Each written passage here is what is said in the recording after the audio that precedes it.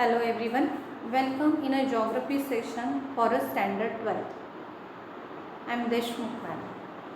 Now we discuss about the syllabus related with the geography, and first of all what is mean by geography and which important things we discuss related with the geography in a 12th syllabus.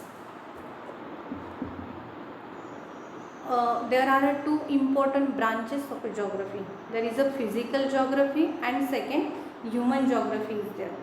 In a physical geography, there is a important branches related with physical geography, that is a climatology, pedology. Then the several factors related, the physical factors are responsible for the effective study of a physical geography. Then human geography is also, there is a political geography. Then economic geography. These are the branches of human geography. Almost physical geography is related with the physical cover, earth's surface, the within the earth as well as on the earth's surface, as well as on a we can say atmospheric condition is also part of the physical geography. The physical feature is important part of the physical geography. And human geography, there is a development, economical development and human development is related with the physical features, that is a part of human geography. For example, soil is there, but agriculture is developed by the human being. That's why agriculture geography is a part of human geography. Economic geography is a part of human geography. Industrial geography, it is also part of human geography because of the human developed industries. Almost there are the physical factors which are responsible for the development of industry, but human is a major factor who developed the industries with the help of physical platform. So physical geography and human geography are the main branches of geography. Now physical factors. There are several physical factors which are important in a physical geography. First factor, that is the soil.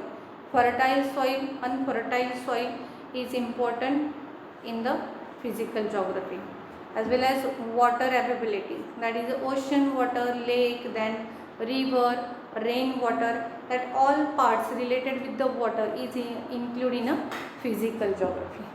Then climate. The atmospheric condition of a climate is very important. Atmospheric conditions are important in a climate.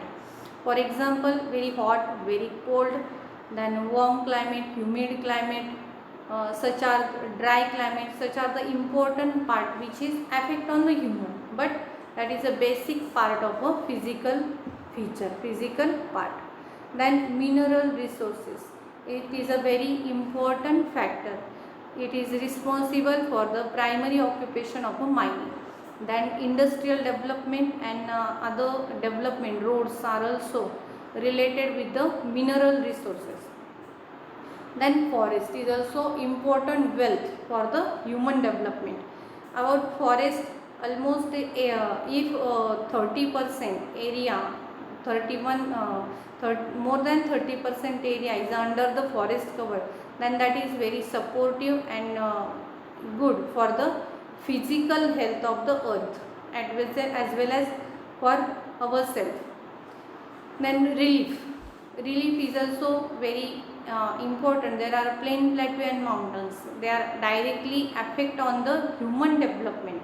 For example, for the industrial development, for agriculture development, transportation, this relief is very important part.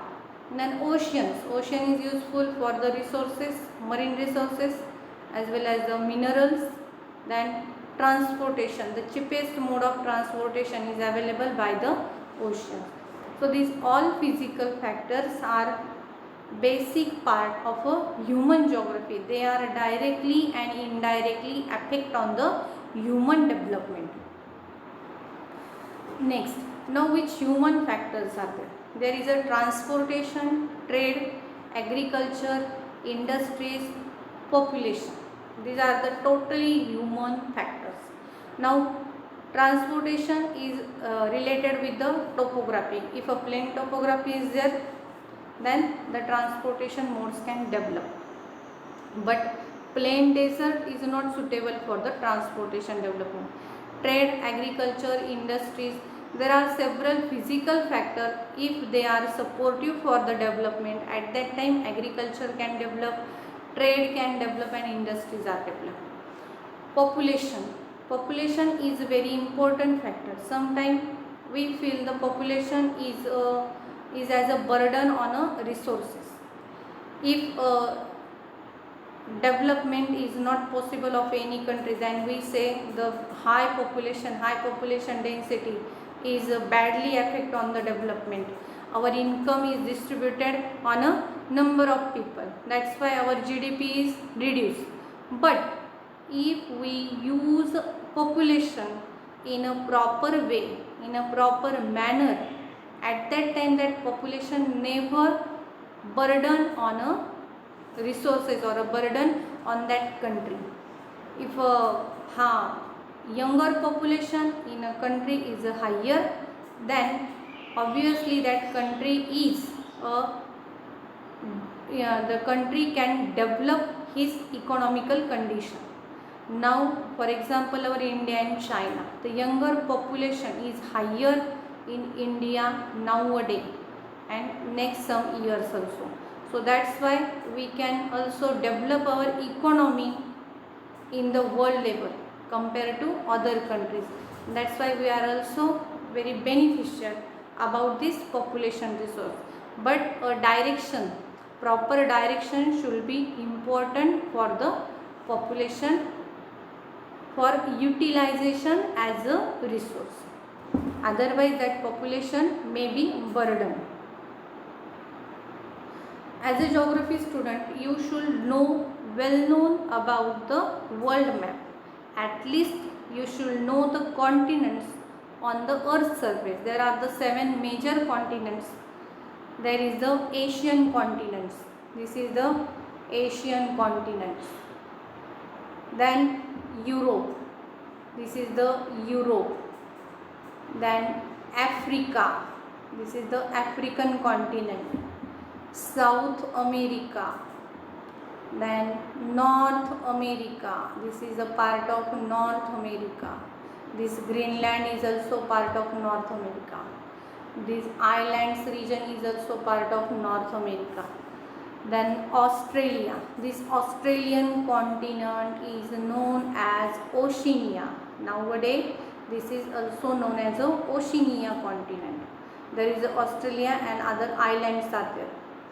Then this, the part which is we can observe in the southern part, that is a Antarctican continent, Antarctica. These are the 7 important continents on the earth's surface. Then oceans, there are 5 major oceans are there. First, this ocean is Pacific Ocean. If we turn this page in a circular shape, then this part is connect to each other and we can observe the triangular shape of that ocean, that is the largest ocean on the earth's surface, that is the Pacific Ocean. Then this is the S-shaped ocean, it is known as the Atlantic Ocean. Then the Arctic Ocean is here. Then this is Indian Ocean. Then it is the Southern Ocean. This ocean is Southern Ocean. These are the important ocean on the earth's surface. You should observe this map. Then the countries related with each continent which are important and we use as an example in our chapter. You should observe their location for board exam. Then which things are mentioned on this page? This is our front page of geography textbook for us 12th standard. You can observe this page. there is a mountainous region where we can get mineral resources. Then there is a white peak is there, ice cap peak is there. Then this is the plateau region, like a surface. Then this is the plain area, flat surface is there. Then there is a one river which shows with the help of a blue color. Then one blue lake or we can say a lake is here. Then ocean, the seashore is there, coastal area is here. Then this is the urban center, urban area. Then this black color which shows the transportation links in that region, as well as if you observe very carefully, then you can show there is a one line is here, that is a electrical supply is there from this mountainous region. So the all things are very important. Then some rural area is also here, that is away from these urban centers, but that is located near a river basin. Then forest area is also there. Then the mountain region is also occupied by forest. So these all features are you can observe, and that features are also in this textbook. We should deep study related with all these features for a 12th standard syllabus.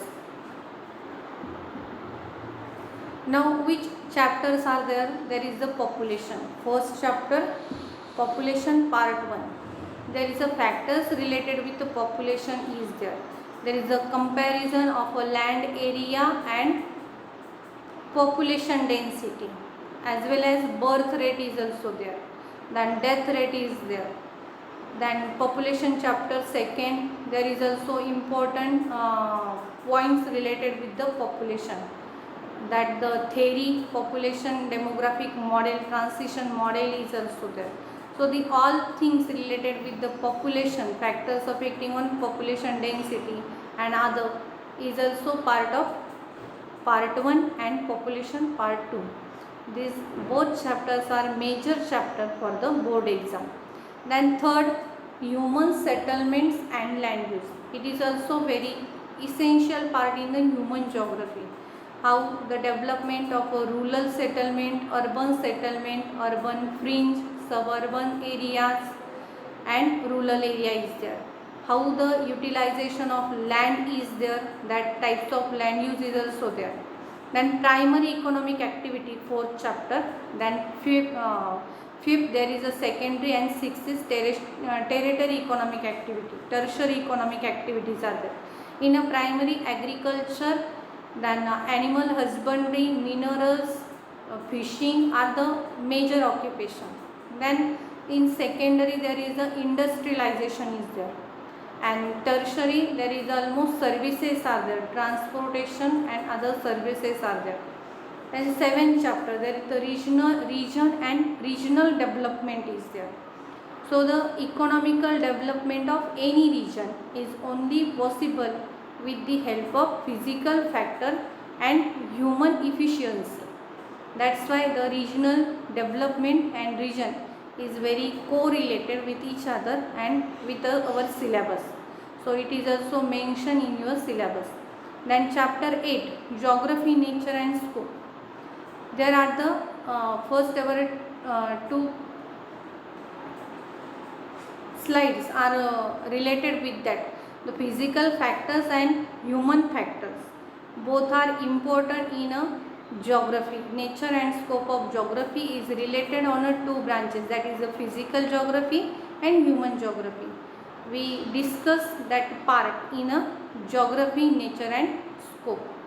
Then world map should be important for a reference and study in deep study of geography. So observe that maps, and we start our syllabus from our next video. Thank you.